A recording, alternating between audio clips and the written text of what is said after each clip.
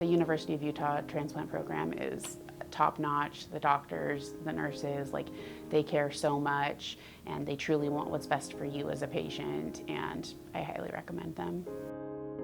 It was the Saturday before Easter, April of 2017, and I was playing in a softball league, and some people from my team had gotten together to do batting practice that Saturday.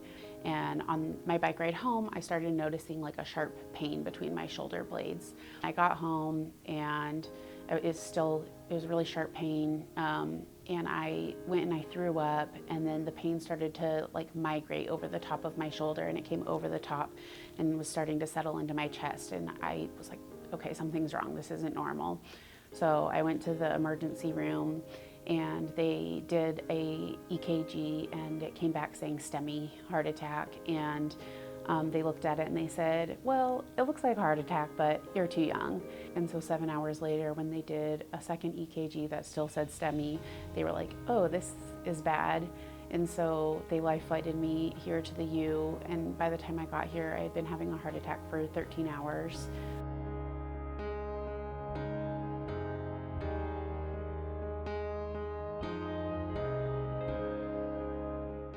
If everything goes right, I'll be having a new heart tomorrow morning.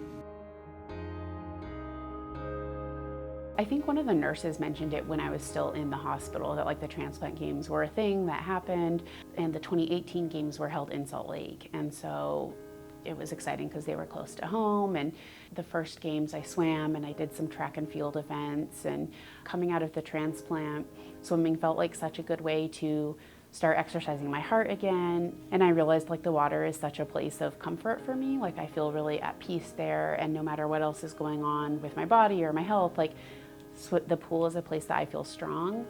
After those first games, you know, that feeling of like community that comes with the games and how special they were, I knew I wanted to keep doing them and training for them.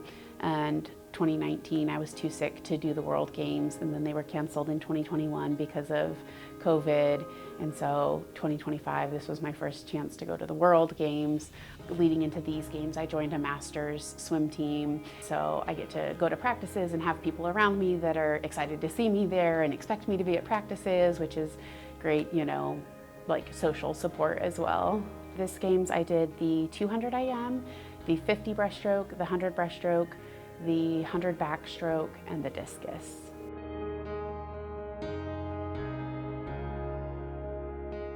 My donor and I were actually the exact same age. We were both 26, and I had this freak heart attack and she had this freak stroke. Every single day that I've lived since my transplant has been a gift, right? It's borrowed time. Like I wouldn't be here, I wouldn't have survived, I wouldn't have made it out of the hospital with the heart that I had anymore. And so I got married last year and got to go on my honeymoon, and like those things that wouldn't have happened except for, you know, my donor choosing to be a donor and our lives connecting in that way.